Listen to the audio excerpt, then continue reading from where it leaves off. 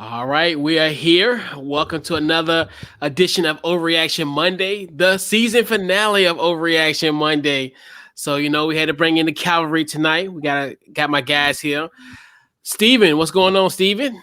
Hey fellas, how y'all doing, Coach? Always a pleasure. Anytime I get to do work with you, my man, it's a good day. So, I'm happy to be on the show. Thank you for having me. Absolutely. What's going on, Jared? Nothing much. Like Steven said, always a pleasure being on. Love doing the show with you. Love always being on with Steven and Rob and Chris. And I'm ready to go. Yeah. And then NFC East champion. NFC East. It's good to say, isn't it? It sounds good, doesn't it? I woke up feeling good this morning. Man, let me tell you.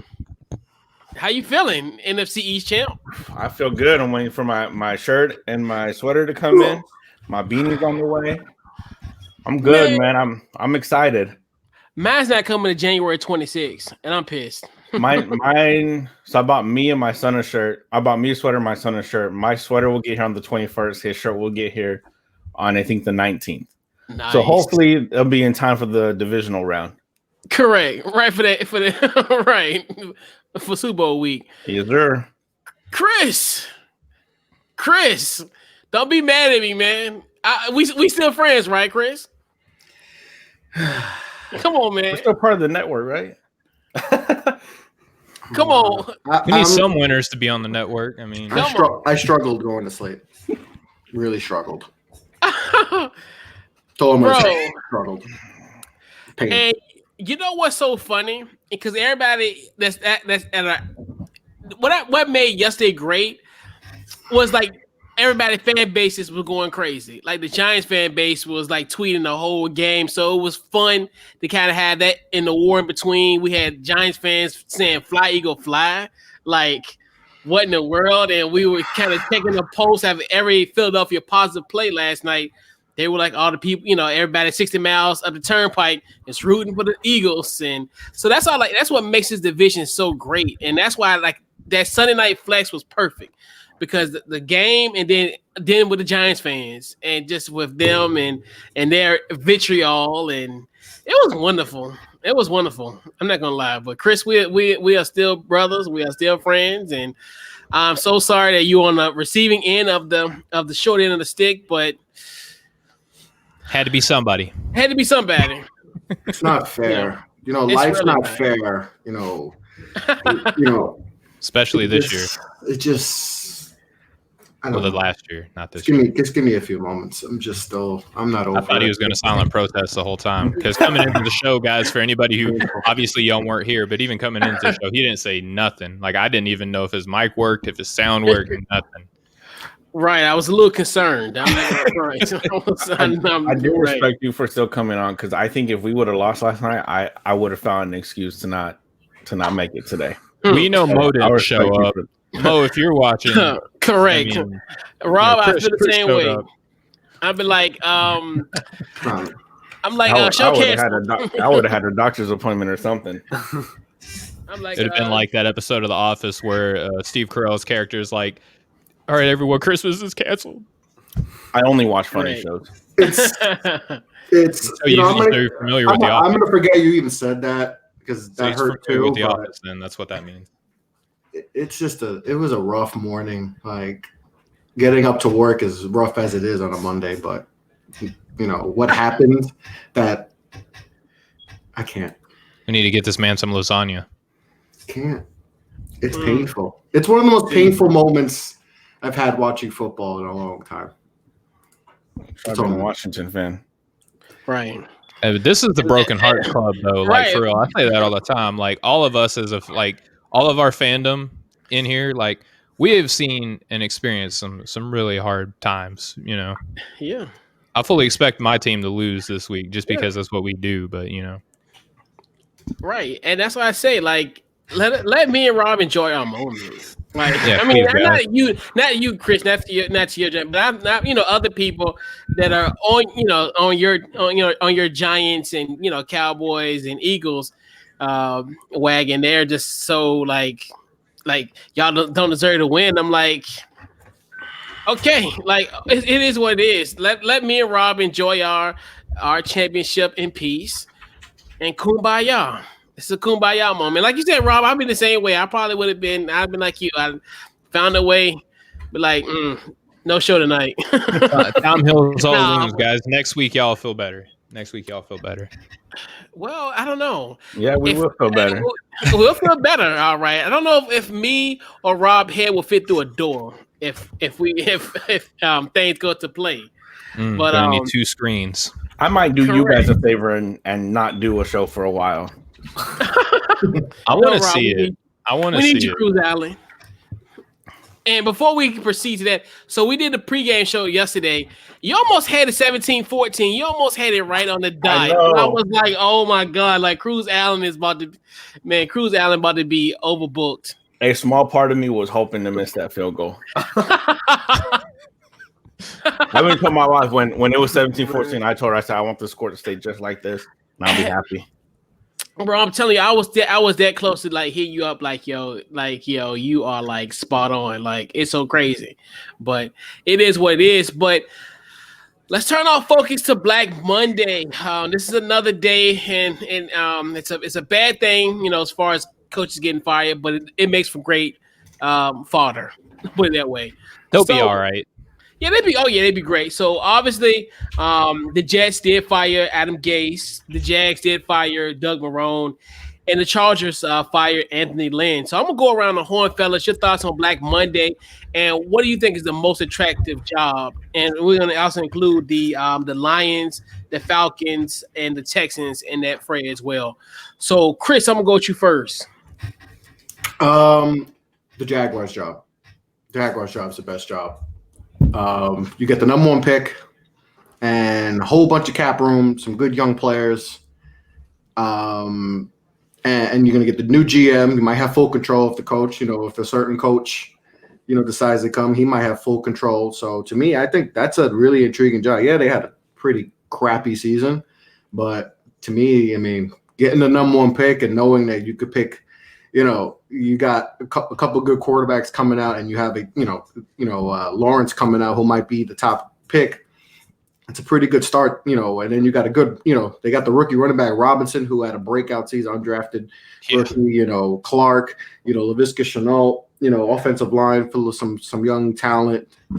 I think the Jaguars job's good. Like I said, also a bunch of cap room. They got owners who are not afraid to spend money in the cons. They're filthy rich, So I think that's probably the best job right now available right now. That's a good one. Yeah. Rob. I think the most intriguing job right now is the Chargers. Yeah, the Jaguars could have the number 1 pick. The front office is very shaky and has been for a long time over there in Jacksonville. But Chris, just to say something on your point, what if a certain coach does agree to come and gets full control? What do you think the odds of he drafts Justin Fields? I definitely think that's in play. With if he takes over. So, and that just makes the Jets job even more interesting. So, that's true. That would make the Jets job even more interesting. But I still think that the Chargers are the most interesting job because you have a top. People will say the best rookie quarterback of this class. Mm-hmm. You can certainly make the argument, especially in such a deep quarterback class. To be obviously one of those is a big deal. You got Derwin James at safety. Your defense isn't terrible.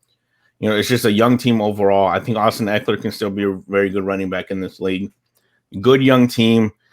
Anthony Lynn, I'm a huge fan of Anthony Lynn. Watching him on Hard Knocks when they did both LA teams made me love that man even more. I would want to play for him. I wouldn't mind if, for whatever reason, Ron Rivera couldn't coach anymore. If we brought in Anthony Lynn, I would like that. But definitely, I would take the Chargers job in a heartbeat over any of those. Jerg. I gotta agree with Rob there. Like the Jaguars job is certainly tantalizing, and if you're a team builder, if you want to leave the implant your stamp on the roster, I would kind of consider the Texans' job as that because you already got the franchise quarterback there. You have the left tackle. If you wanted the task of overhauling a team, the Texans' job would be for a coach and a GM that want to make that theirs. Because essentially, you're going to reset nearly that entire roster within the next 2 years because Deshaun Watson needs a lot of help. But I agree with Rob. The Chargers' job is the one where you got the young quarterback on a rookie deal. You have a good running back. I agree. I think Austin Eckler is good. If you can pair another running back with him, make him kind of be like James White, that would be perfect. You have great receiving cores. Heck, you even have good receiving depth because Justin Herbert was throwing it to no names this season when his top guys were hurt. Hunter Henry's the tight end, solid offensive line. The defense, 2 of the 3 levels have studs with Joey Bosa as an edge and Derwin James in the defensive backfield. How can you not say how would you not want that Chargers job? Yeah, Steven. I'd pay $12 million for Urban Meyer. I'm just saying. I don't know. I wouldn't. I wouldn't. I mean, it depends. It depends. How much does he want to really come in and like do all the work? Like that's the question. That's going right. And that's the biggest question. For the amount of money he's getting, he might do everything. He might be the towel boy. That's not the reason, though. Because he makes it at Ohio State. Right. Right. That's a huge reason. It depends. Like a part of me, and matter of fact, I go to your points. I go to your thoughts on Black Monday, and then I talk about and it kind of intertwine with Urban Meyer as well. Okay, yeah. I agree with Rob and Jerg, but I want to kind of talk against it a little bit, if I may, just because I don't want to just say the same thing as everybody else is saying. The one reason that you don't take that job is the challenge of playing in the same division as Kansas City, right? Especially if you're Eric Bieniemy, you're going up against your Jedi mentor, you know what I mean, who's like working with you. You know the team, but you also know that team is like almost unbeatable. They only lost 1 game this season, right? And they flirted with defeat quite a bit. So there's that. Now, I will say one team that hasn't been mentioned, and when I say it, I may get like some kind of eyebrow raise or whatever. But how about the Jets, right? Because you have a guy in Sam Darnold. You already have a left tackle, right? You have the potential of getting another left tackle. And what I just spoke to about the Chargers job, if you go in it depends on the coach, right? Because if it's an experienced coach and one that is like accustomed of like taking a job over and without a doubt that he's going to do a good job, that's fine. But if not, there's a lot of pressure of having Justin Herbert on your team as your quarterback and failing. We just saw it with Lynn, who basically got this team better every year. And let's also be real, like that team sustains injuries almost every season, not to mention the amount of players that were out with COVID, right? So if you look at the Jets, you're following up Adam Gase. Like, let's be real. Like, that's not a very high bar to clear. So if you have, Anthony Lynn's season in New York with that division, the Dolphins just won that division, right? They're not even in the playoffs now, right? So that division may, the Bills won, right? But you also have the Dolphins who didn't make the playoffs, right? So there's really not a lot of expectation for you to be great. So you could come in and kind of have your imprint on a team. You have a pretty good following act, coming in after Adam Gase, and you could kind of take over and leave your imprint with really low expectations, with a lot of salary cap, kind of like the Jaguars, and you're going to have good draft picks as well. And I think the most attractive job, and I'm kind of, going to Chris's point, it's got to be Jacksonville. I mean, to me, for you to have $111 million in salary cap, like a flex space, like that's amazing. That's almost like Madden-like, where, when you have a Madden franchise, where essentially you can pretty much create this roster on your own. Now, for Urban Meyer, if certain places I wouldn't pay for that, Jacksonville, I would consider it. Because Jacksonville, you need to put butts in seats. And I know essentially Jacksonville is somewhat of a downtrodden franchise, which even I pointed last week, Trevor Lawrence is going to save Jacksonville from leaving. Like they could be the London Jaguars. They could be going somewhere else. So, but to me, they just need to be smart. You want to get the big, I call it the sexy name in Urban Meyer, pause. You want to get that type of name, but you want to be smart about it, and you want to kind of be very. Everything else need to kind of play into play. Where you get good value. You get especially get a guy like a Trevor Lawrence on a rookie quarterback. I mean, on a rookie deal. You get some key veterans to make a good sizable run within the next two to 3 years. You have that type of flexibility. Then now you have a general manager. Hopefully, the general manager and whoever's there is going to be connected at the hip, so you can kind of build that team from the ground up, like we say, the trenches. Take care of the offensive, defensive line, get the quarterback, and just get some pieces because the thing about it, you have to have a nice balance. Don't do like what we did 20 years ago, Rob, where we got everybody running the mill. You're going to overpay for some people and underpay for some. You have to have a balance. It's okay to kind of overpay for certain people, but then you still have to underpay for some guys. You just can't just like, hey, here's $111 million. I'm going to give you 20. I'm going to give you 20. I'm going to give you 40. I'm going to give you 50. No. Oprah Winfrey style, right? Like right. Jeff George, you get a contract. Deion Sanders, you get a contract. Bruce Smith, you get a contract. And they're like over 35 at that time. But anyway, I digress. But I think Jacksonville is the most attractive out of all of them. And like you said, I like LA because I think LA is I think when we look at the AFC West, when you look at it, I think they're probably more ready to compete with Kansas City more than like the Denver or Las Vegas. Agreed. They're there. They're there. It's just they don't know how to execute at the end of the games. Once somebody come there and clean that up, this team could be competing with Kansas City. And the thing about it is, and these are your hallway mates, Steven. Mm-hmm. So you have to make a splash. We already know Justin Herbert is the king of Inglewood. Justin Haircut. I shouldn't, I don't mean to poo-poo on your guys like Jalen Ramsey or Ndamukong Suh. Not Ndamukong Suh, but Aaron Donald. Lord, have mercy. Yeah, but anyway, right. But Justin Haircut, as you so eloquently say, he's now going to be. I call him the Prince of Inglewood of that area. So you got to surround him around a good coach. But that is a very attractive situation between Jacksonville and LA. But I think Jacksonville is easy to turn around. I think you can turn it around real quick. With that kind of money, you turn it around real quick. They did really good before they started spending money, though. Like, that's the other thing. This organization, when they had people on the cheap, they competed, all the way up to the New England Patriots.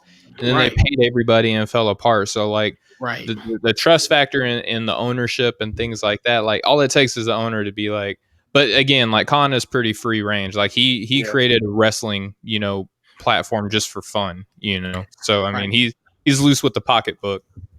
Yeah, they own a lot of stuff. Big time. Plenty of money. And like you said, and it has to be strategic, where like you create depth in certain spots where like, and I'm just giving an example. Yeah. Say for instance, you build your defensive line, and then you get like a guy like a Calais Campbell who you kind of can pay like a sizable amount. You just pay him for like 2 or 3 years, let everybody else kind of develop, and then when it's time for him to go, you'll be fine. Almost just like we look at like this, like San Francisco, case in point, where I think once they have so much depth on their defensive line where, they can let 1 or 2 guys go. And like you see now, like what they did with like Kinlaw. Like they just got in Kinlaw stepped in great for them, and that's one thing too, you look at it. But Jacksonville, I think if they play it smart, I think they will be smart and strategic with it. Because like you said, once it was time to pay everybody, that's when it's like, all right, that's when we need to, hey. Some people we go overpay. Right. And that was their tragic flaw, where they should have just got a quarterback. They didn't pay the defense. They didn't pay the defense. And look what happened. All them guys are now have flourished where they've been, Yeah. Bortles is on his second stint with the Rams now. Yeah. They have to shout out to Blake Bortles. So fellas, let's get into So let's get into our biggest winner this week. What's wrong, Chris? Don't poke the bear. No, man. Because we family, man. I know. No, like what? Right? It's just jokes. It's just jokes. Yeah, man. Because hey, man, you know what? I'm gonna go with you first. I'm gonna go with you first, Steven. Who is your biggest winner this week? Can we cue up the crying Jordan meme real quick? No, correct. All right. Well, I had two teams in case someone covered one of them. I'll attack the low hanging fruit first, and that's the Bills, man. Like they were not only the biggest winner by margin of they were almost the biggest winner by margin of victory. The Ravens might have something to say about that, but they had the biggest margin of victory against a team that needed to play well in order to get into the playoffs, right? And that was the Miami Dolphins. So, last game of the season, you're keeping, a division rival out of the playoffs. You're keeping your stuff straight. You're making sure that, Allen looks good for whatever, MVP considerations he might be able to get behind the other two quarterbacks that will probably be talked about at some point. You make sure that he and Diggs are straight, making sure that defense is squared away. They're looking good. They made the number one spot on our man Jeff Hunt's, power ranking. So that right there makes them the biggest winner, is that they, passed the Kansas City Chiefs in Jeff's power rankings. That's where I'm going to leave it at. You can't get any better than that. That's why they're the biggest winner. It's only power rankings I pay attention to. Me too. The ones I trust. Straight facts. I went after somebody today for attacking my podfather. Yeah. Jerk.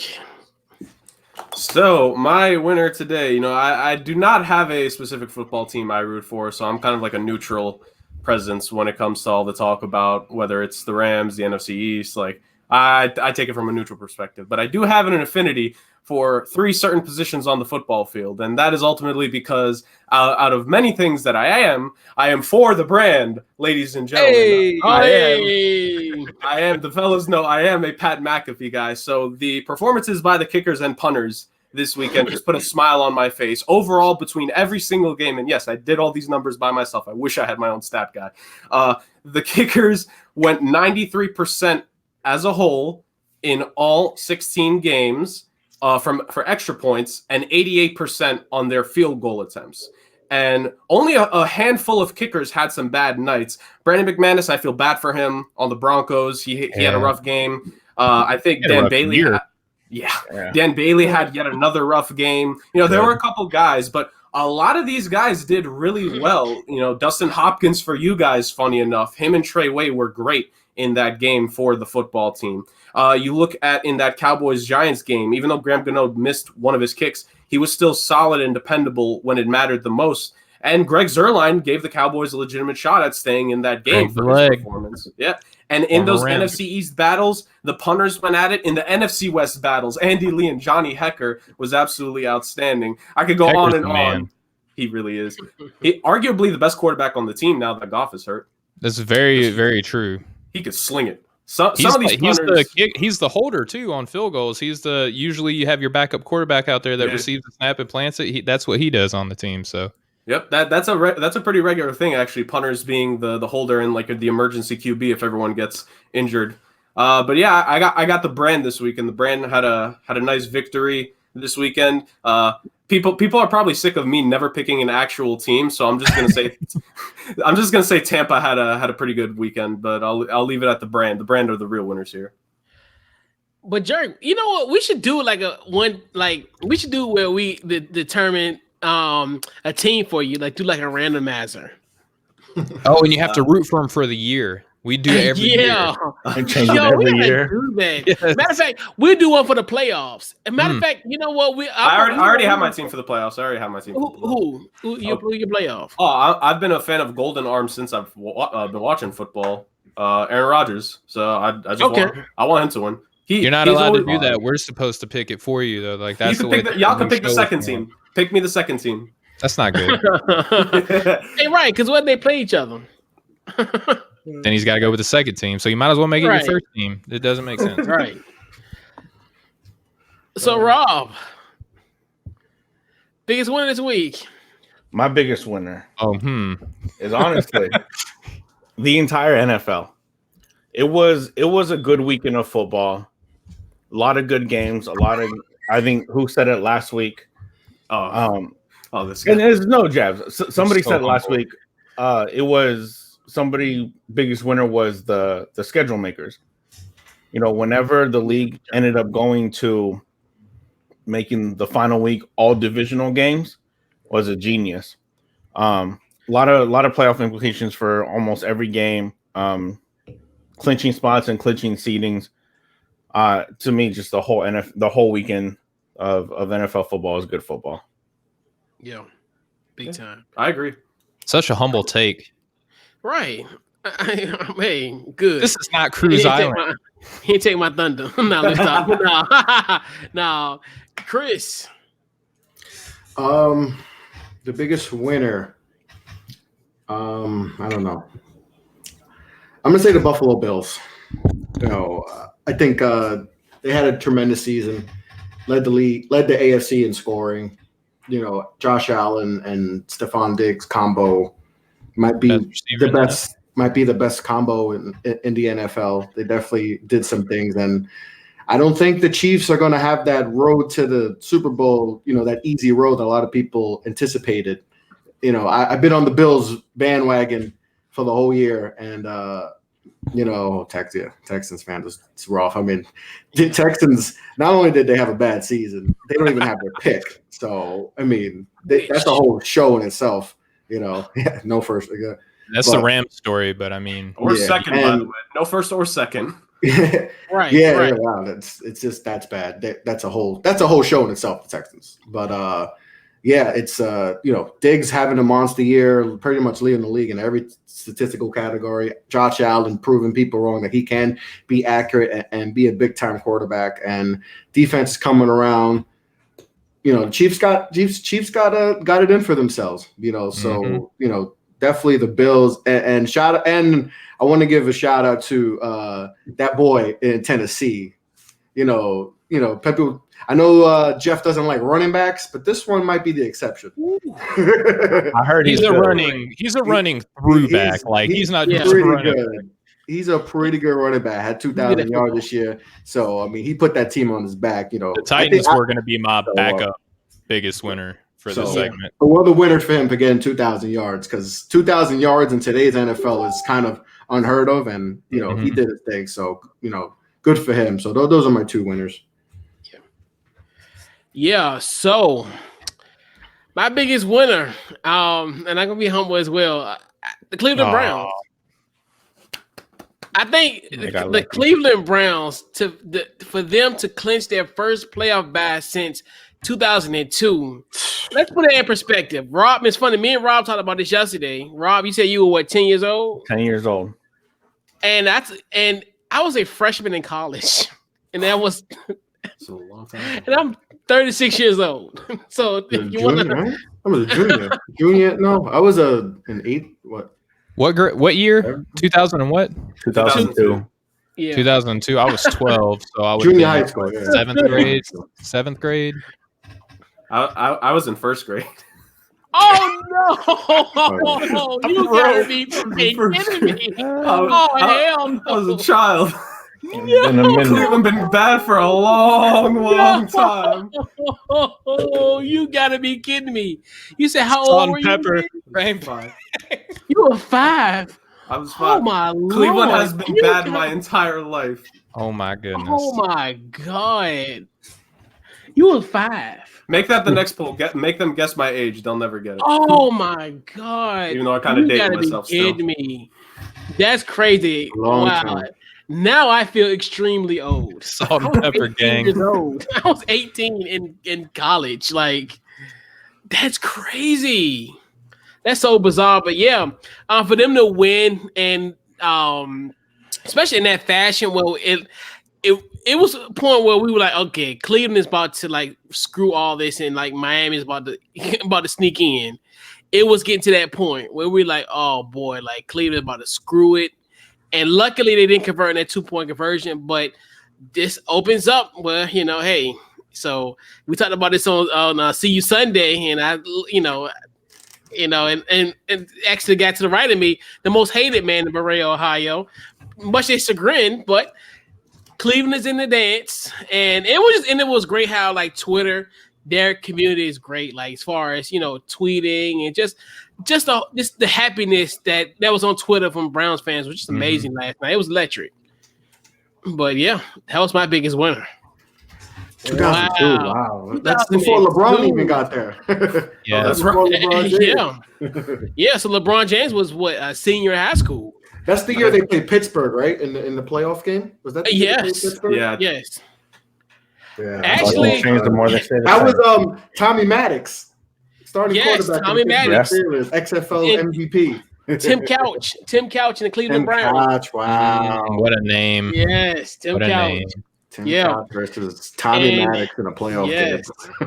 Shout out to my guy Butch Davis, the former coach. Matter of fact, both our coaches. And for Carolina, let's go. Yeah, we had a cup of coffee with Butch.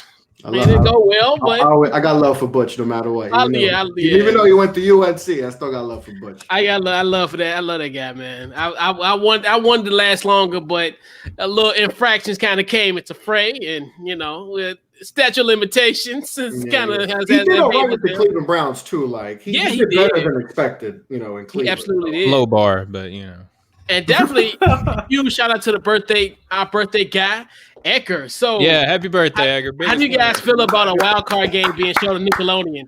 And you know what? I'm gonna watch that. Wait, that's real?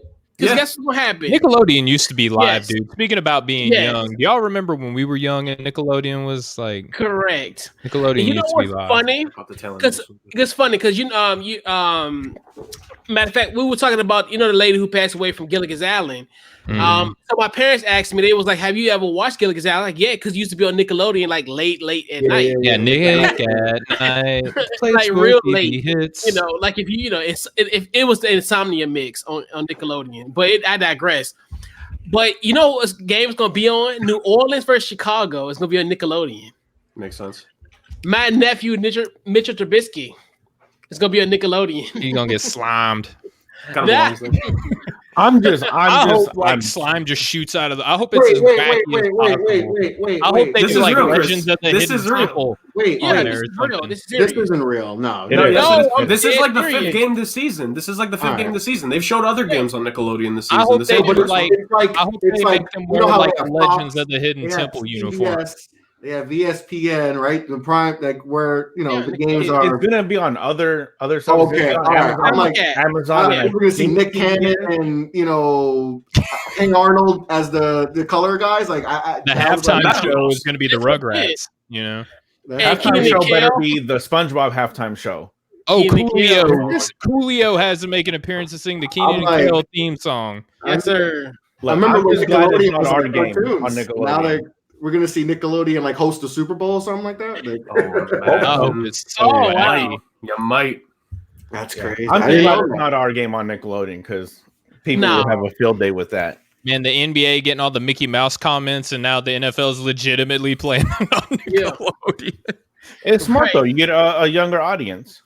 Yeah, right. I get it. Given most kids probably aren't going to sit through 3 hours of a football game, but they're like my kids and I force take them. Up their network, Yeah, if I force them, I forced my son to watch the game with me yesterday. Yeah, and plus they're going to see probably one of the hottest quarterbacks in the NFL, Joe Montana Trubisky. Oh my gosh. Yes. Anyway. No, but yeah, I know. It's funny because when I heard the commercial for that, I was like, "You got to be kidding me!" I was like you, Chris. I was like, "What the world? Like, why is it real?" I thought it was fake. No, I thought you were just messing with me. It's for real. They're going to put it on Lifetime next year to appeal to a wider audience. They're going to have one of them on Lifetime next year or something. Like just right. Everybody gets a game. Cartoon Network. Exactly. Right. Who's gonna be the antagonist? We're gonna have it's gonna be like a movie plot. Like, oh my God, I sacked your quarterback. That's crazy. Oh man. Wow, man. Like, oh my God, who's coming through that back door? Oh my God, it's Aaron Donald. That's crazy. That's basically what people think when they see him anyway, though. Correct. Trust me. Mm-hmm. When he hit Alex Smith that first time, I was like, oh God, I closed my eyes. I was like, oh boy. That was scary for me. Son. Man. Scary. It's He extremely knew what he scary. was doing. He didn't lay the full brunt on him. True. Yeah, he was very gentle. I can Yeah. admit he was kind of Basically, gentle. just gave him a big old hug. Yeah. Correct. Let me He lay gave him you his down props real quick. after that, though. He did give him his props after. He was like, that man's like strong as hell. Yeah, Right. this So is gonna be nice. all right, so fellas, the biggest loser this week. Who you want to go first? I'm not gonna put him on the spot. I'm gonna go with you first, Steven. All right, Okay, so Chris. I'm gonna piggyback right off of what you just said, Mr. Couch Coach. I'm gonna say the Browns are the biggest losers, in keeping with my official title that I've been given here on the show. And here's why: I didn't hate on anybody for them being excited for them being in the playoffs, but let's examine a little bit closer about what really happened last night. The Steelers sat like 6 starters. They sat 6 starters in that game, and who are the Steelers playing this very next week in the playoffs? Browns. The Browns. The Cleveland Browns. Do you think, I'm going to talk about this later, but do you think that that's a coincidence? I don't think so. I think the Steelers want to face the Browns because look at what had happened. They sat all these starters, right? The Browns got all their receivers back. They played against Rudolph, and they only won by 2 points. 2 points against their backup quarterback, against backup linebackers, against backup offensive linemen, against backup defensive linemen, and they only won by 2 points. Yes, they made the playoffs. Good job. I'm really happy for the Browns fans. I really, really am. I'm glad they're in the playoffs, but they're the biggest losers because they had to play hard in order to get into the playoffs, and the Steelers want to see them this week. That's the first team that they want to see because earlier in the season, they beat the brakes off of them, right? And then in this game, they only lose by 2 points with a bunch of their B-listers on this team. That's exactly who Pittsburgh wants to see in the playoffs. So it's kind of like they had to play hard to win this game in order to make the playoffs, but now they got to face this team again, and they just gave Pittsburgh their best shot. You know, they saw this play that is funny. I posted this on our group chat that Cleveland ran a play called Maserati, and the reason they called this play Maserati is because Colin Cowherd famously said that compared to a Maserati, that their quarterback, Mr. Car Insurance Commercials and everything himself, was compared to a Maserati. Now, and Colin Cowherd called him a Mazda, being Baker Mayfield, right? So they ran that special play against Pittsburgh to win this game. So they give Pittsburgh their best shot against their B list and only won by 2 points. Now they got to turn around and face that team again. That's why I'm saying they're the biggest losers because yes, they made the playoffs, but they're going to be shown the door here really, really soon. Direct all your hate mail to this guy here. This guy there. Whatever. Yeah, that way. This guy right here. That guy. Follow me on Twitter That at guy. StevenBTG. The most hated man in Bray, Ohio has spoken. I think in all of Northeast Ohio at this point. Correct. Jerk. Your biggest loser this week. Oh my goodness, my biggest loser this week. I am going after part of the NFC East here, but it's not the part that most people would probably think of. Why did they guarantee Doug Peterson's job after the season? Why did the Eagles management and ownership do that? They were viewed as competent before this season. Why did they do that? And the Chicago Bears too. I got to give them something here. The fact that this is probably going to convince Pace. This is going to give Pace enough. I don't know what to call it. I don't know, ammunition, sample size, whatever, to give Mitch Trubisky the kind of contract that Bortles got after that Jacksonville Jaguars little run, like a 3-year, $60 million kind of deal. It's going to be something like that. If they, I swear, if they pay Trubisky $100 million, I'm asking one of you to start a stream because that is not happening on my watch. Mitch Trubisky cannot make $100 million after what we've seen from him in any season. But he's got a great record as a starting quarterback, bro. Blind squirrel finds the nut here and there. He's gotten over Deshaun Watson. Oh, come on, Bill O'Brien, really? Like, we're going to penalize Deshaun for Bill O'Brien? Matt Nagy? He's not the GM, though. Like, his coach didn't become the GM, which I'll give Matt Nagy credit. He at least knows his limitations to an extent. Gave up his own play calling. I'm going to – yep.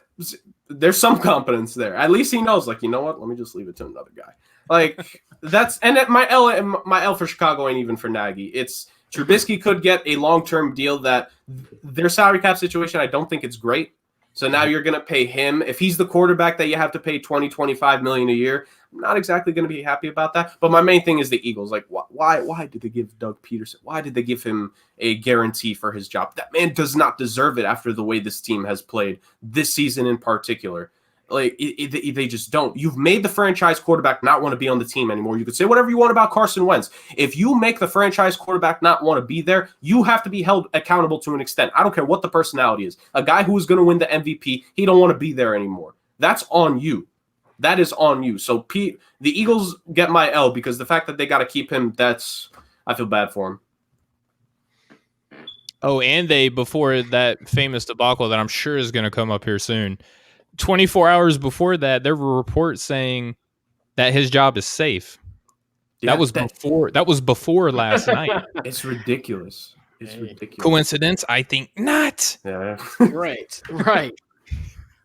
Well, I think you're gonna live in a world where my nephew's gonna get paid handsomely. Probably. I think so Yeah. too. There's enough ammunition to do it. Correct. Hey, so Rob, champ, NFC East champ. Sorry, Prez, but I got to do it. Someone has to. It's got to be me. The entire Giants organization and their lunatic fan base, not including Prez. Of course, not Prez. He's one of the same ones. But I have seen all day and last night Giants fans and players going after Doug Peterson and the Philadelphia Eagles for pulling Jalen Hurts, who, mind you, at the time he got pulled, was 7 for 20 for 87 yards. Let's not pretend. Let's not try to convince ourselves he was playing lights out ball. Talk about the other stuff he did. The 2 rushing touchdowns? Mm-hmm. Okay. If they want rushing touchdowns, put him at running back. He was 7 for 20 for 87 yards. Still in the game, guy, though. You probably could have. That field goal wasn't his fault. Not going for the field goal wasn't his fault. That dumb throw was his fault. He's the one who made the throw. Tight window and okay. He was wide open. Yeah, that was not a tight window. The only thing I will give him is he was rolling to his left. Mm-hmm. Only thing, but receiver was wide open. But that's not the point. Going after Doug Peterson for pulling Jalen Hurts. Going after the Philadelphia Eagles for disrespecting the game. Joe Judge mainly. Since when is it up to another team to get you into the playoffs? That's the point. Hey, Giants. Yeah. How about you win more than 6 games? How about you not start the season 1-7? How about that's the most valid point? Yeah. How about you not rank 31st in points, 31st in total yards, 31st in first downs, 29th in passing yards, 31st in passing touchdowns, 31st in average points per drive, 26th in average drives resulting in scores? How about you worry about what you do at home in your own stadium, in your own team, before you start worrying about what other teams do? Because here's the thing. Steelers essentially did the same thing. Yes, for much different reasons, but if you boil it down to it, both teams had nothing to play for. Steelers they were not going to go up or down in seeding. They were right there at number 3. The Eagles were not going to win the NFC East. So, and I even said it yesterday, Doug Peterson at that point was probably just getting a feel for his quarterback room going into next season. You hear it all the time when teams are officially out of the playoffs. You'll hear, we're going to see what we have for next year. It's up to you to get your team into the playoffs. And that is mainly for Joe Judge and the players. They were mad of what happened. Again, you're the one playing the game. Go win more games. Y'all beat us twice and still couldn't get more wins than us. I'm done. I forgot about that. So I want to speak to 2 things that Rob did. One, I'm against you on the Jalen Hurts comments. The Jalen Hurts comments, I disagree with you, but everything else you said, I'm right on your team. And here's why, because here's why people are upset about exactly what you're saying, because they didn't compete in this game and it prevented another team from making the playoffs. Steelers, you're saying it's different. It is, but it kind of isn't, right? Because if Steelers win that game, the Browns don't make the playoffs. If Miami, I'm just hypothetically speaking, if Miami won that game, that's a playoff spot available for another team, right? They're playing at the same time, so they don't know what's going on. So in their head, they don't care about keeping, making sure that Miami has a fair, or that they're going to make the playoffs, right? They want the Browns to be in there, which is why they let them in. But if they want them to be out, Miami would be in that seat. So they did keep a team out, because Miami, if they would have won, there's a potential for that window to be open, is all I'm saying. Right? So sure. Hypothetically speaking. But teams do what Pittsburgh did more often, in the sense of, we look at it as, they're resting their players. They're resting their team. In this specific case, yes, we can say, yeah, I'd much rather play the Browns than the Dolphins next week. But 9 times out of 10, Patrick Mahomes didn't play yesterday. I don't think Kelsey or Tyreek Hill played yesterday. We're not talking about them not playing their starters. They do it mainly to rest players for going into the playoffs. You can't be mad at another team because you didn't do enough to get yourself in the playoffs. And that's where I'm with you. That's where I'm with you, because you should never have to rely on another team to get you in, because here's another point too. They played a division. It's not like they kept a divisional rival out for a completely other conference. They played a divisional rival and they kept another divisional rival out. So it's like, you can make the argument that, they might hate Dallas more, right? But they also hate the other 2 teams in that division as well. So like there is that out there as well. All right, so Rob, I want to be devil's advocate. I think the crux of it really is they're mad because essentially they benched Jalen Hurts and pretty much put the white flag, and they this is what they think, they surrendered. Mm-hmm. Right. Right. And no. It's not like that was being devil's advocate. This is versus, like, say for instance, if Big Ben was playing in that game and then they just bench Mason Rudolph. I mean, they put Mason Rudolph in, and they were still in the game. So that's what really people were kind of upset about. But at the same token, it's Doug Peterson and his choice. Right. Like you said, it's his choice. What I'm saying is the fan base and the players on the Giants are more upset with, and I'm sorry, Press. I really didn't want to do this. I was hoping it wouldn't go on for so long, but they are more mad at Doug Peterson and the Eagles than at their own coaching staff for making whatever play calls they make and starting the season 1-7. That's just what I don't agree with. I don't understand it. All right. So Chris, you feel like talking? Let's, because we want to get this out. We want to flush all this out. This is a safe place. This is a safe place. Trust me. We're your friends, bro. And trust me, we know the struggle, dog. NFC East is the struggle. We're in the belly of the beast, son. I get the points of, yes, the Giants shouldn't have started 1-7. They shouldn't have lost 3 in a row. I get, and my heart's really racing right now. That's just how much this has boiled me up. But forgetting about all that stuff, because of course, those are valid points. But I forget the fact that I'm a Giants fan, and this had a lot of implications for my team. What the Eagles did yesterday was just unethical. It's not just, and I get it, Giants, players and fans. But it wasn't just Giants players and fans that were, upset about that. It was the whole NFL. It was every person who covers the NFL that were just looking at that like that was a disgrace. It was a disgrace. Forget about that. I'm a Giants fan. That was a disgrace. That was a game where if they were getting blown out 30 points, all right, we don't want to get Jalen hurt. I understand that. Or if you just start Sudfeld, whatever his name is, you just play him. He doesn't even deserve, because the fact that the excuse was we trying to win the game and you put him in to try to win it, that was a BS excuse. It was a disgrace. It just flat out was a disgrace. Giants fan or not, it was a disgrace, because you said you want to play to win the game, right? Like Herm Edwards said, you play to win the game. Hello? They didn't play to win the game. It clearly was not playing to win the game. Hello? And then Jalen Hurts, was throwing to guys that should not be in the NFL. I mean, all his receivers are out. Jalen Reagor got hurt in the first quarter, so he's literally throwing to guys that are not NFL caliber receivers. Ertz wasn't right either, even though he was out there. But forget about that. He was throwing to trash. Like Ertz is his best, but Ertz is 50% of what Ertz really is. His fourth string right tackle and all this, and they still had a chance to win the football game. They were down 3, right? And let's say they kick the field goal to tie game, or they get the touchdown. They're up by 4, and then you just give up. Like I understand they benched everyone. Like if they benched everyone for the game, everyone was hurt, whatever. But at least I'm like, Jalen Hurts is playing. All right, this could be a football game. So it gave me optimism the whole game. And then they just quit. They flat out quit. And that doesn't just to move up 3 spots. To move up 3 freaking spots in the draft. That's what they did this for. They sold their soul for 3 spots in the draft to move it from 9 to 6.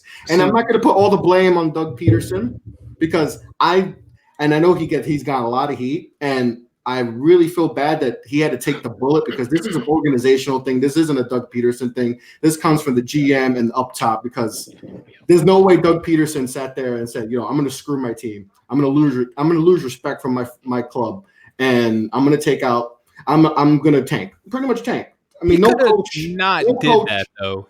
He could have not did that.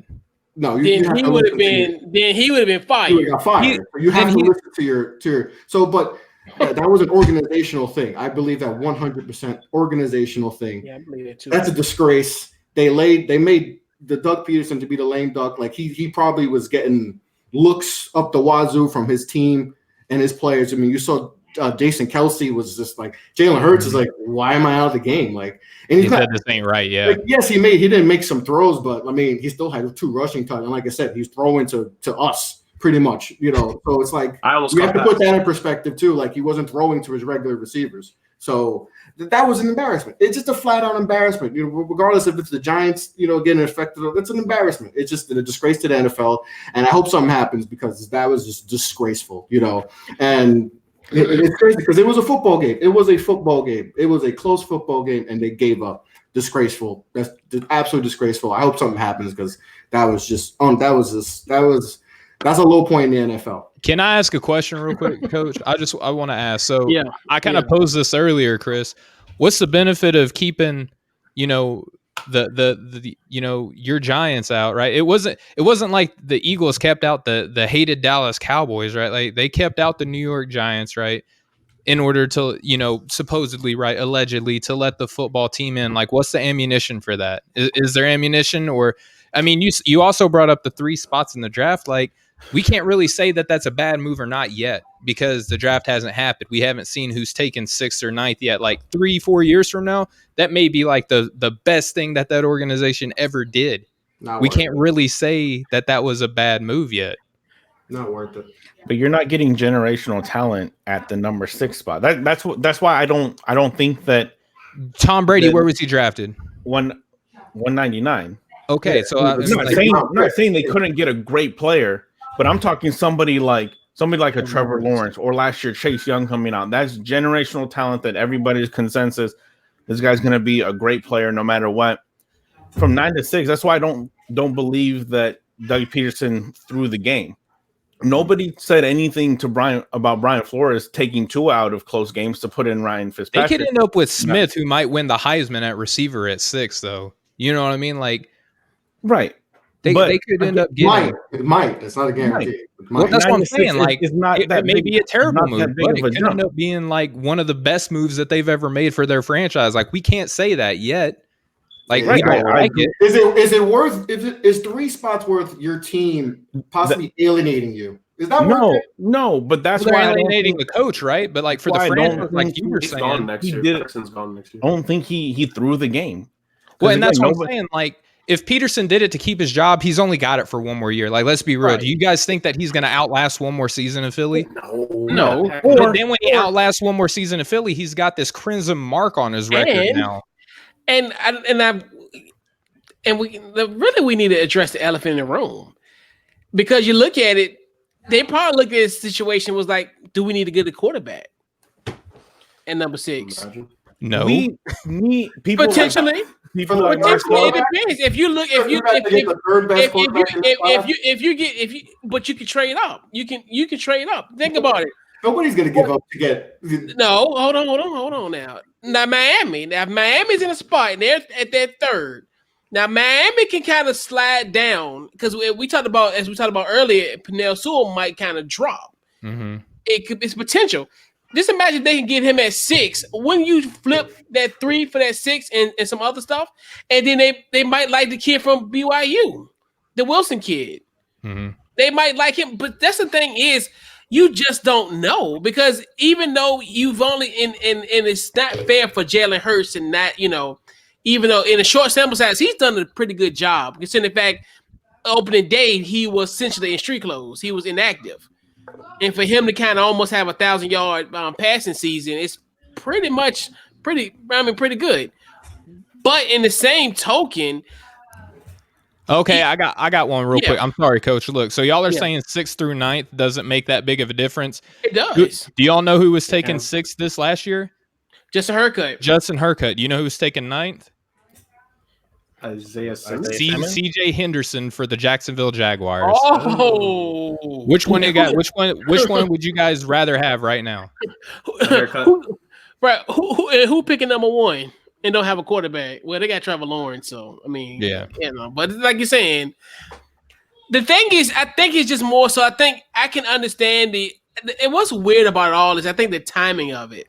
Of him replacing Jalen Hurts, which I think if you would have replaced him at halftime, it might have made more sense per se.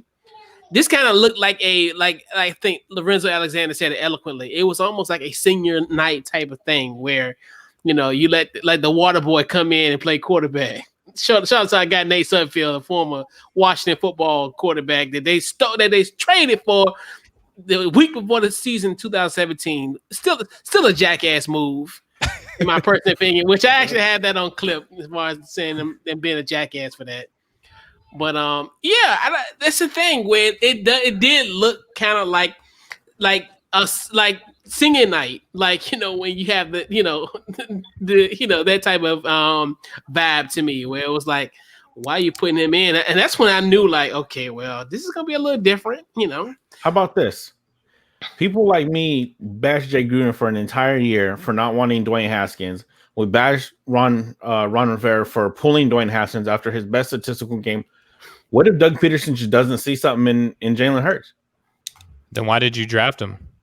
Then what was the point of pulling? Because front offices have never drafted a player coaches wanted. No, I'm just asking. Do you think that as a quarterback whisperer, as he's labeled, do you think that he did not have a say in getting Hurts? I'm not saying he didn't have. Okay, I'm not really trying to argue. I'm really not. I'm just asking. No. Yeah, right. But he could have saw something, and now that he has him in his practice field, he's in there in the meetings. Maybe he doesn't see something. Yes, he might have thrown the ball. Point. But what if he just doesn't see something in him? What if he's like, okay, this guy's not the dude?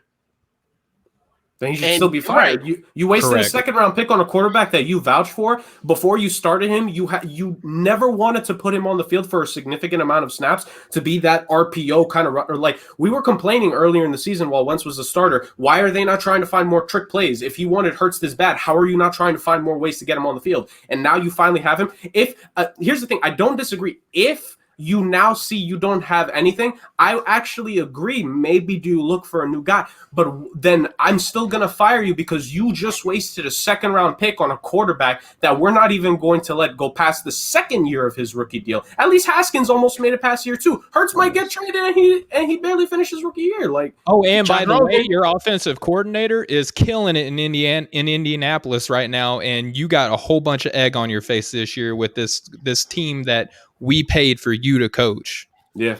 And this is an offensive rich draft as well, too. So a lot of things kind of come into factor where they're going to be interesting when it comes to trading. I mean, not trading, but as far as the draft, because that 6th spot, it's a lot of intrigue. Even though what we're seeing now in the early mock drafts, there's a lot of intrigue in that pretty much that 4 through 7 kind of conundrum where. But just look at this year's draft. Yeah. They took Jalen Reagor over Justin Jefferson.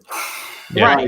Right. And that's another thing. That's another failed experiment where, well, even though we just saying it now for the time being, but that's another thing. I never understood like people were so bullish about Jefferson, which he I performed. don't understand it. He was. And I don't know. It's just weird. I don't know. That's why so like good. he was. Yeah, especially People he was. just overthink Every things. mock too. draft Something. had Justin Jefferson going to the Eagles. It was like the one. It was like Right, Joe it was Burrow. true. Everyone knew Joe Mhm. Burrow was number one, Chase Young. and everyone knew Chase Young was two. And the other guarantee was if the Eagles at 21, Justin Jefferson, they just a match made in heaven, and they just didn't do it. And it just, I don't know.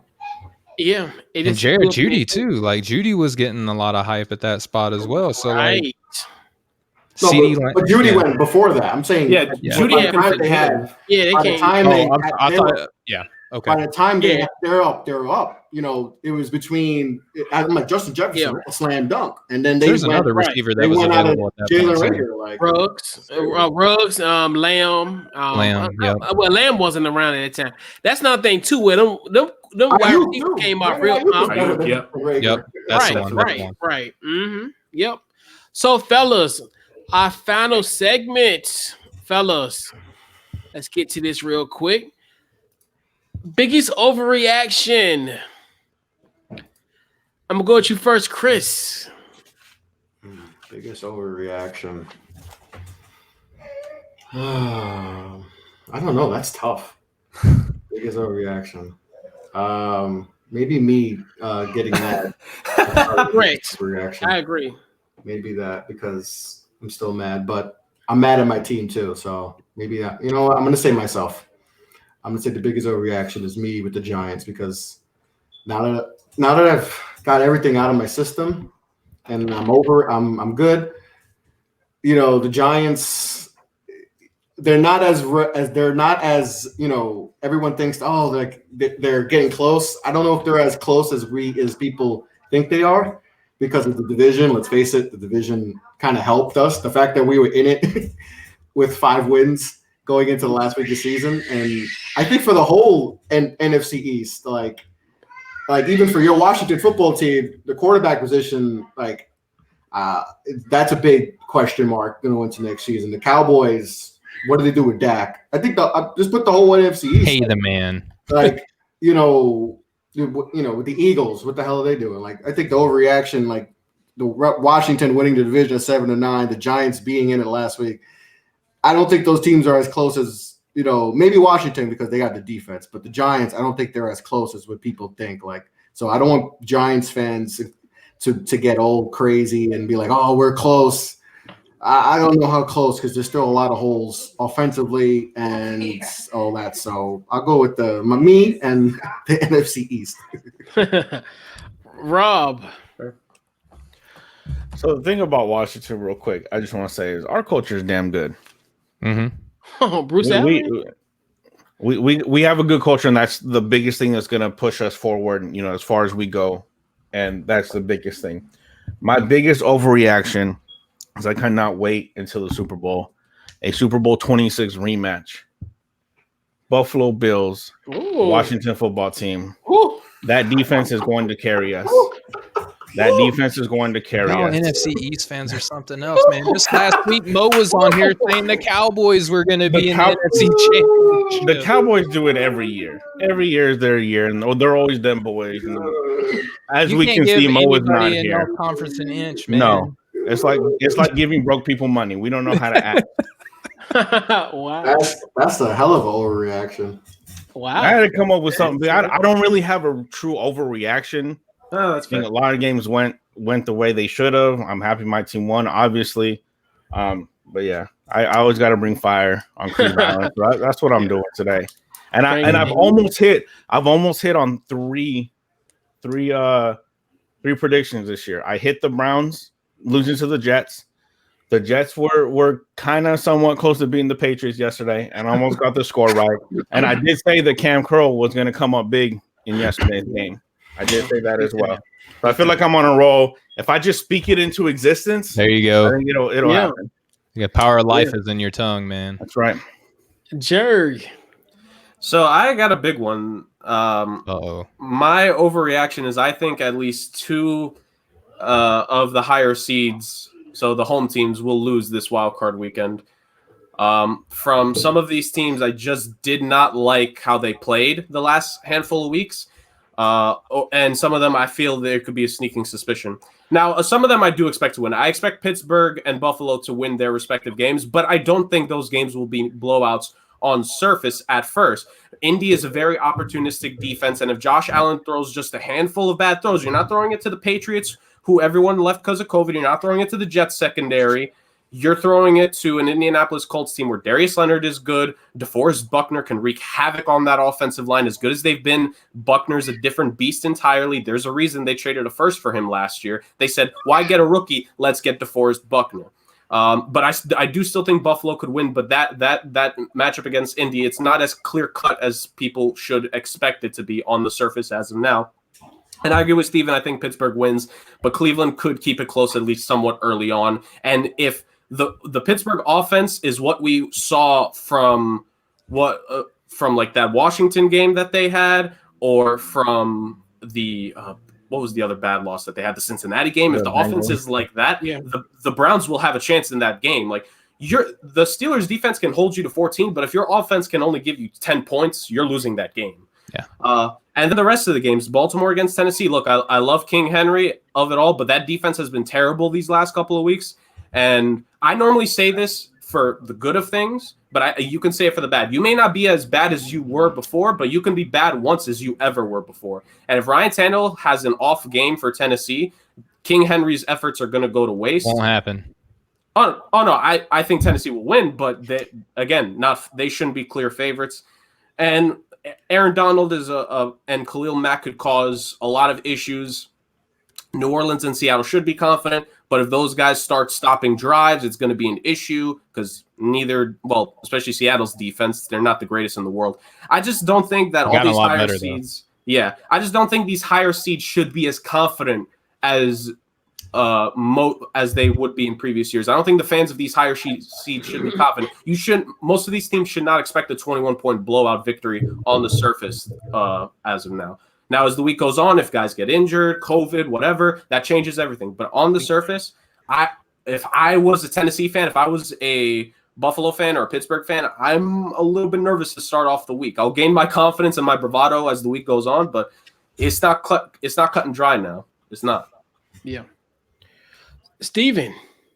Yeah, well, and just Jerry, I think you brought up a point too that Coach talked about earlier with the schedule makers. How about they obviously didn't schedule this, but we got divisional games in the playoffs now, like for a handful of teams. So that's pretty cool.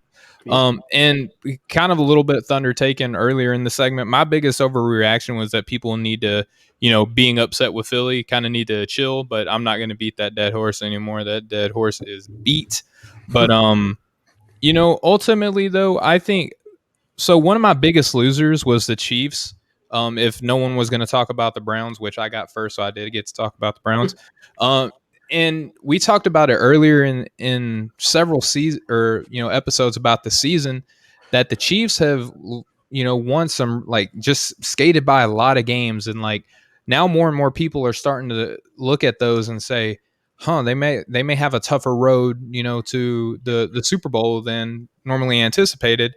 And I don't know, something about sitting your entire offense, while other teams are getting hot. Like the Bills got hot this week, man. Like they just beat the snot out of the Dolphins. Other teams in the AFC are playing their guts out right now, and they're going to come into these games with energy.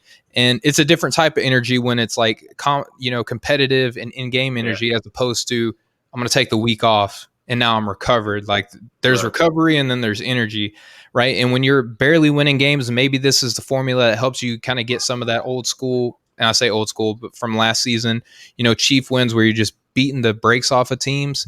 Maybe that's it, but I'm still kind of skeptical about the Chiefs' run to a Super Bowl. I still, like Jeff said last week, I'm still definitely taking the field. And I don't know, just something about them sitting their entire offense, basically, except Mecole Hardman, really just kind of troubles me, because there's some really hot teams in the AFC right now coming in. And in the opening round of the playoffs, they're only going to keep getting hotter. Some of these teams are going to keep building energy. So I'm just worried that the Chiefs are going to come in flat. Yeah. Yeah. So, fellas, I want to give you guys a history lesson. So, Tell us about the good old days, Grandpa. correct. I will. Actually, more recent, 2015, January 3rd, 2015. The last time a 7-9 team went to the playoffs, had hosted a playoff game, was the Carolina Panthers at 7-9. They hosted the Arizona Cardinals, and they defeated them in that victory. That was Ron Rivera versus, at that time, that current head coach name was Bruce Arians. Oh yeah. And like I like say, history repeats itself, and we all know. Once again, we're here almost 7 years to the date. Ron Rivera hosts a playoff game at 7-9 versus a higher seeded Bruce Arians led Tampa Bay Buccaneers team. If you don't learn from history, you're doomed to repeat it. Right.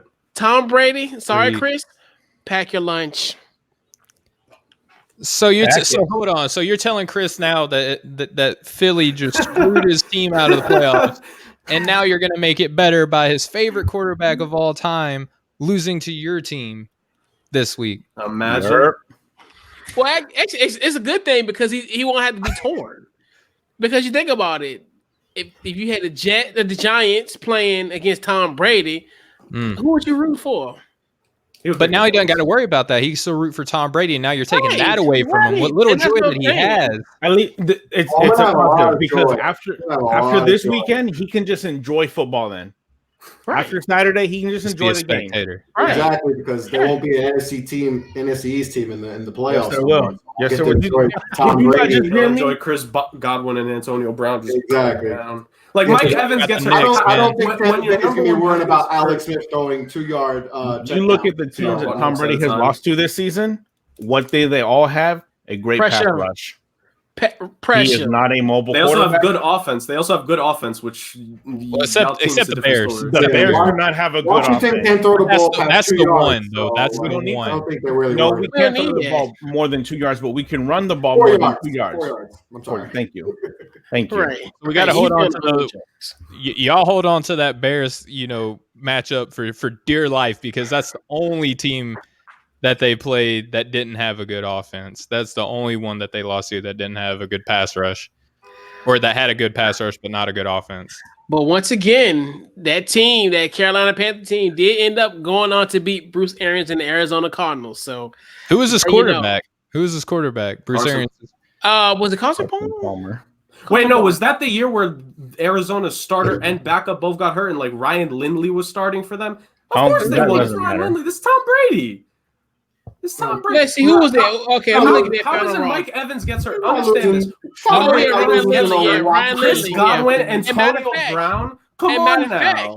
Matter of fact, guess who's their backup quarterback? Logan Thomas. It all comes full circle. I know, right? Because that was Bruce Arians' press. Blitz the hell out of one-legged quarterback. Both quarterbacks may get messed up that game.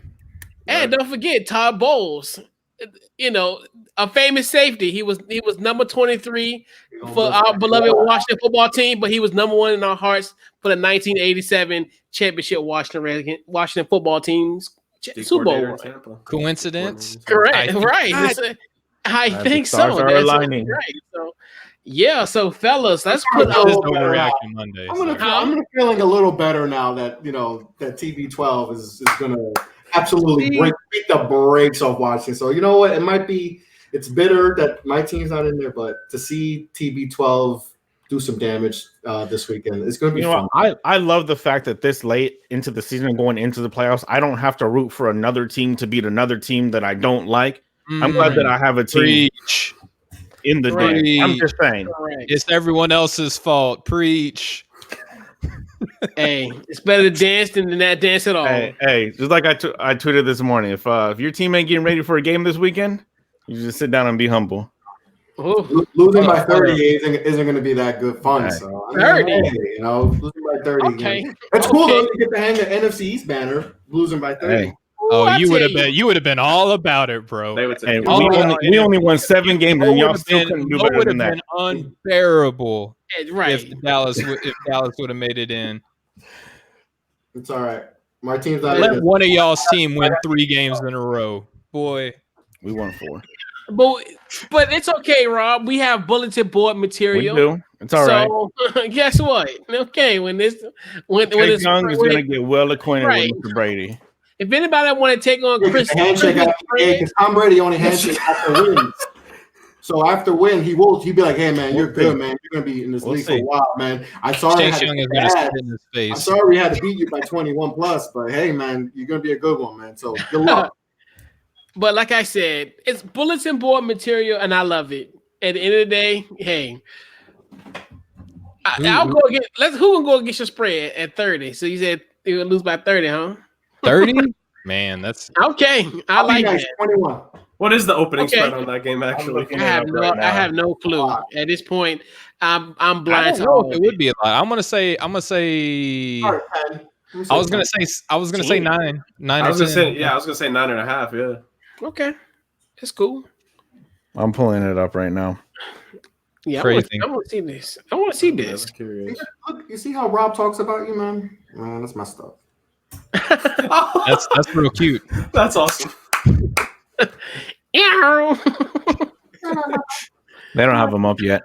Not on ESPN anymore. That's why it's so much that they can't even put it on because they don't want the Washington fans to feel so bad. It's funny because I don't see the Giants on here either.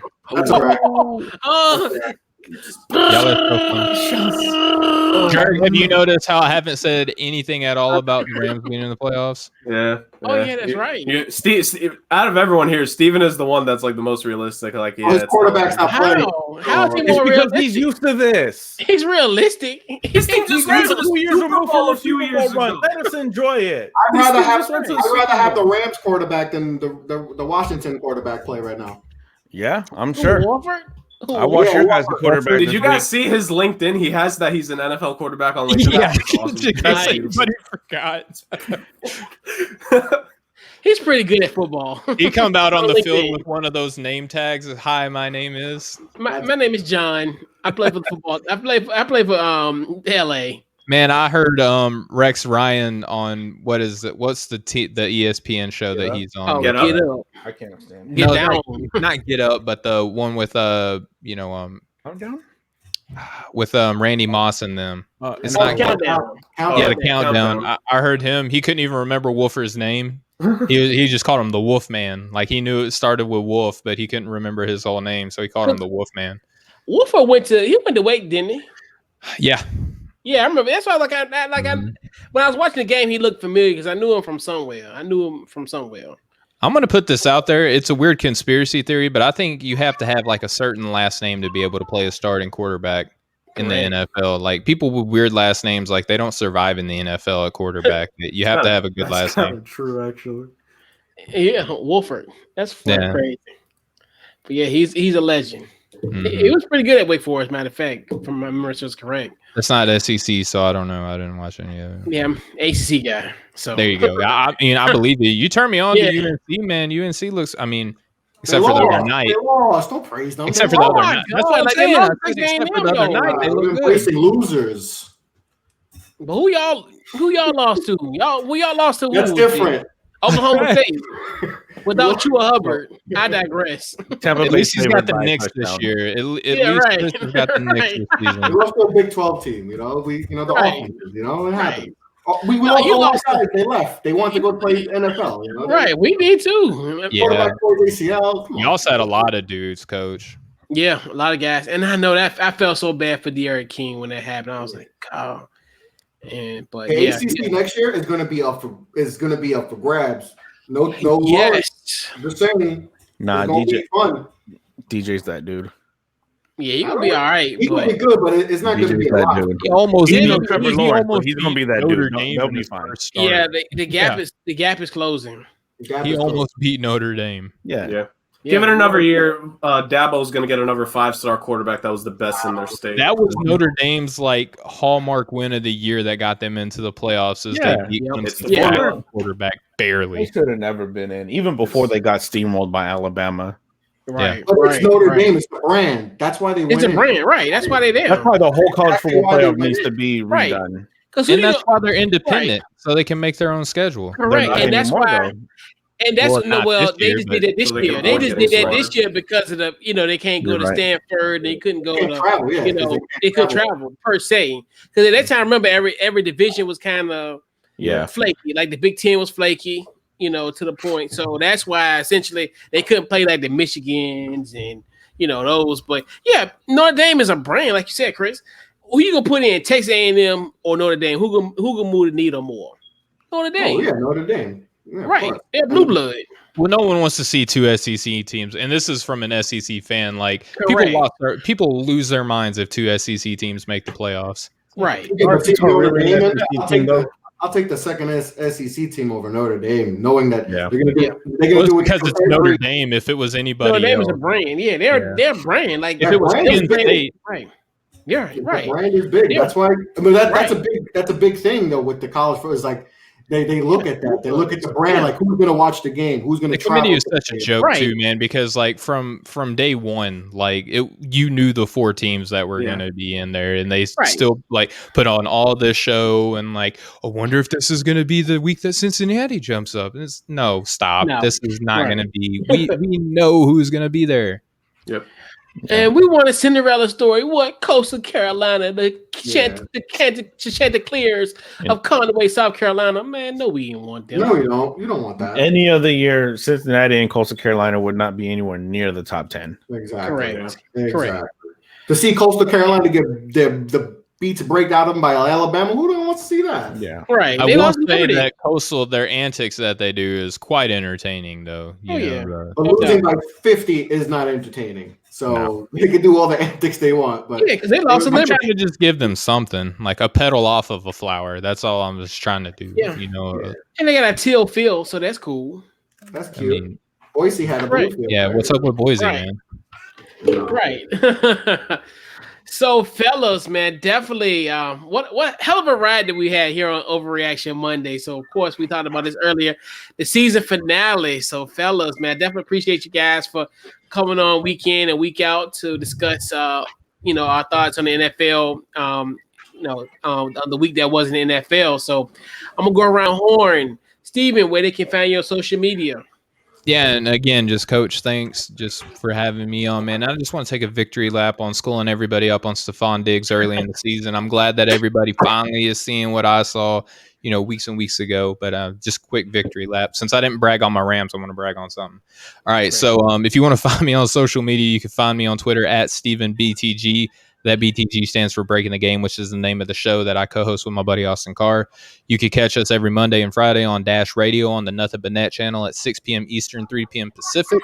You can also follow us on Instagram, or follow me on Instagram at Stephen W. Gillespie. You can follow Breaking the Game by itself if you want to on social media at BTG NBA Pod on both of those platforms. Download the podcast, subscribe, share, rate, review, all that fun stuff anywhere that podcasts are available. Just search Breaking the Game. You'll see, a basketball and a microphone on there. Then you'll know it's me. But yeah, other than that, I got an article that I just posted up yesterday on offtheballnetwork.com where you can go and get all your sports needs, where I basically just took a deep dive and, put down some thoughts and, reasons behind why the NBA season looks the way that it does right now. And that's up there and available for anybody who wants to read that. And again, Coach, just appreciate you having me on, brother. Yes, indeed. Appreciate you, my brother. Sure. He's going to be on that thing a lot this week, right? So at JergK40 on Instagram and Twitter. Coach, kind of like what Steven said, thank you and all you guys for inviting me on. I came like a little over halfway through last year, and you guys have welcomed me with open arms and welcoming me on all the shows. I've been very appreciative of it.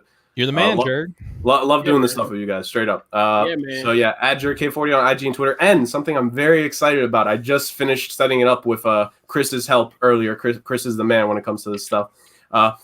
The first ever all hockey show for Off the Ball Network happens tomorrow, streaming on the Facebook page at 1 p.m. I will be joined with Logan Lockhart, a guy who has written Hockey for Fansided. We're going to preview the upcoming 2021 NHL season, and we're going to have a lot of fun with it. I'm definitely excited. My first time hosting a stream, not joining one, so I'm excited for that. Yeah. Hey, he's a cool guy. He's been following the recent World Juniors essentially, and so we're really excited. We're gonna have a segment on there where we each name like 2 to 3 young guys to look for this upcoming season. So I'm ready to talk about it. Hockey, as everyone knows, as I've always said, and like I say, people are probably sick of me mentioning like hockey is like the main sport I've kind of ingratiated myself in with the network, and I'm excited to talk about it. OTBN Break the Ice debuts tomorrow.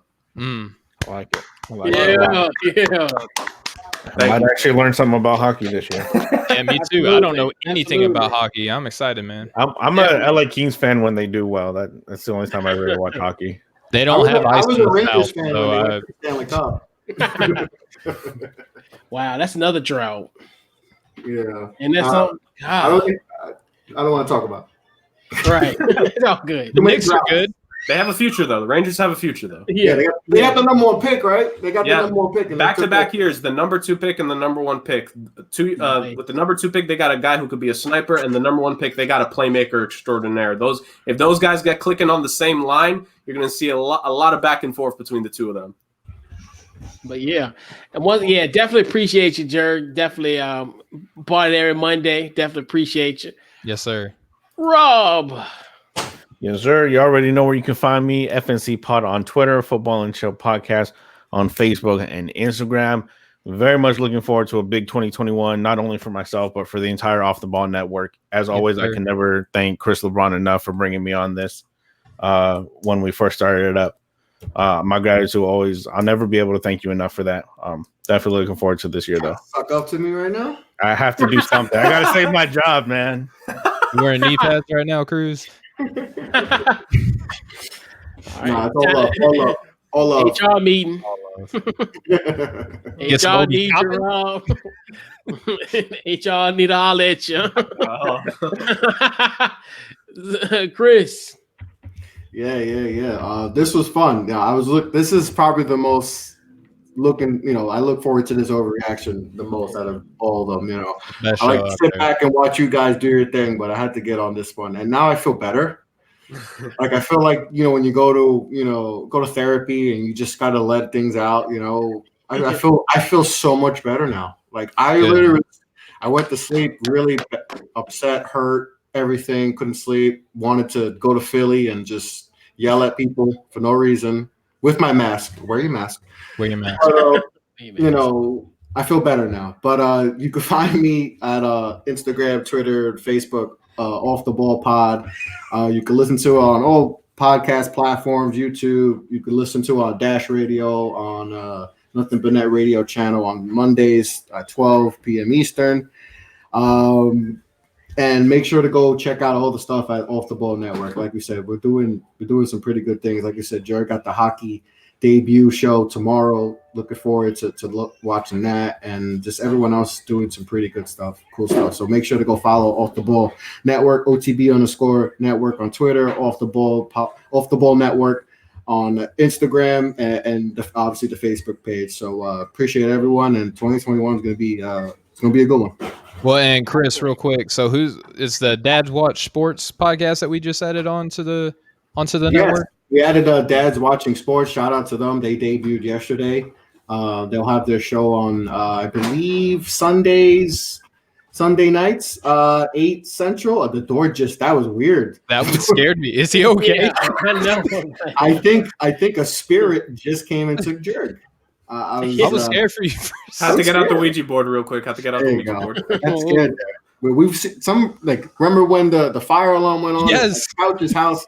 I thought we had a fire live on the air. Some freaky stuff goes on the line. Yes. Always a fun time. Always a fun time with you guys. Even though we all, you guys are, they root for the Washington football team, and I hope they lose by 40. But that's it. Just hope they lose by 40. All right, 21 points. Okay. I definitely appreciate the kind words, and once again, fellas, I thank you guys so much.